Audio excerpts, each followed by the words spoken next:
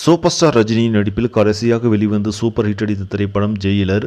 இப்படத்தை தொடர்ந்து ரஜினி நடிப்பில் வெளியான வேட்டையன் படம் சரியான வரவேற்பை பெறவில்லை.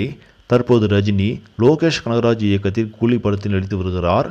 ரஜினியை தாண்டி இப்படத்தில் சத்யராஜ், அமீர் கான், உபேந்திரா, நாகார்ஜுனா, ஸ்ருதிஹாசன் உள்ளிட்ட பலரும் நடிக்கிறார்கள். சன் பிக்சர்ஸ் நிறுவனம் தயாரிக்கும் இப்படத்தினை அனிருத் இசையமைத்து வருகிறார். பாங்காக், ஜெய்ப்பூர், விசாகப்பட்டினம் என பல இடங்களில் படப்பிடிப்பு நடைபெற்றுக் கொண்டிருக்கிறது. தங்க கடத்தலை மையமாக வைத்து எடுக்கப்பட்ட இப்படம் முதலில் மே தினத்தில் வெளியாகும் என எதிர்பார்க்கப்பட்ட நிலையில் இப்படத்தின் ரிலீஸில் மாற்றம் ஏற்பட்டுள்ளது.